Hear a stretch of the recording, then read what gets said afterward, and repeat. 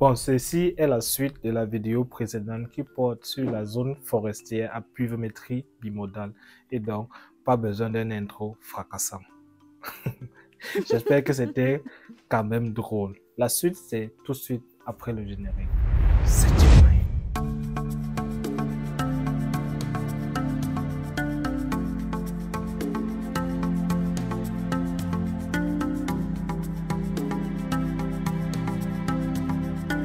Salut à toi, greetings. Moi, c'est Emani, jeune agronome spécialisé en production végétale et sur ma chaîne, je vous parle des thèmes, notions et techniques agricoles, mais aussi de business en lien avec l'agriculture afin de vous permettre de mieux appréhender ce secteur vital et lucratif qu'est l'agribusiness. Dans la première partie de cette vidéo, je vous ai présenté les caractéristiques qui font de cette zone le poumon vert du pays en termes de production. Maintenant, voyons ensemble les défis auxquels font face les agriculteurs sur le terrain et également les astuces et stratégies à adopter pour y faire face. La première difficulté que font face les agriculteurs, c'est celui de l'irrégularité des pluies ou bien pluies tardives. Avec les effets des changements climatiques, notamment celui de l'augmentation de la température globale, les pluies avancent et reculent comme si elles dansent la danse des Bafir. Par exemple, en 2023, les pluies se sont terminées en début mi-décembre. Mais en 2024, déjà fin octobre, elles avaient déjà dit au revoir. Le véritable problème avec cela, c'est qu'il est devenu difficile de planifier le début et la fin d'une campagne, la date de semis et j'en passe.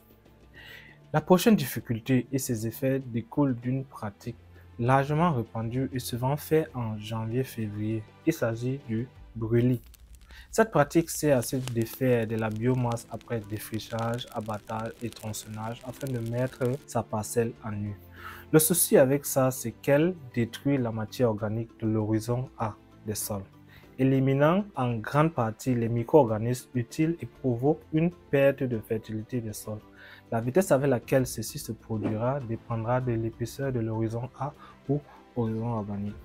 C'est vrai qu'après ceci, la cendre à la surface est hautement nutritive, mais posez-vous la bonne question. Est-ce que cela vaut le coup? À noter également que cette pratique est à l'origine de nombreux feux de brousse. Autre difficulté est le risque élevé d'accroissement des mauvaises herbes et des flambées des maladies dues aux fortes pluies, risque élevé de baisse d'efficacité des traitements phytosanitaires dus au lessivage des produits par les fortes pluies. Un risque non négligeable est celui de l'éclatement des fruits comme pastèques, tomates, toujours dû aux précipitations. Vous êtes encore là?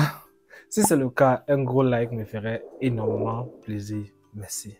Nous voici arrivés au point névralgique de cette vidéo, les stratégies et astuces. Pour corriger le pH acide de vos sols, répandez du calcium de carbonate. Ce procédé est certes lent mais efficace. Et si vous vous trouvez dans une situation où le pH doit être rehaussé rapidement, surtout après une pluie acide, utilisez de la chaux ou oxyde de calcium. Actualisez à temps votre calendrier agricole. Visitez également régulièrement les sites météorologiques du pays. Mais la stratégie majeure est celui d'installer un système d'irrigation adapté. Les cours d'eau n'en manquent pas. Sanaga, Naktiga, j'en passe. Si le brûlis doit être votre unique recours pour vous débarrasser du couvert végétal de surface, veillez à ce que celui-ci soit fait à temps. Assurez-vous que la dite biomasse soit uniformément répandue sur la surface pour favoriser un brûlis uniforme et rapide. Sans oublier un périmètre de sécurité pour que le feu n'aille pas chez les voisins, c'est-à-dire le liénage. Adaptez vos traitements phytosanitaires aux prévisions climatiques.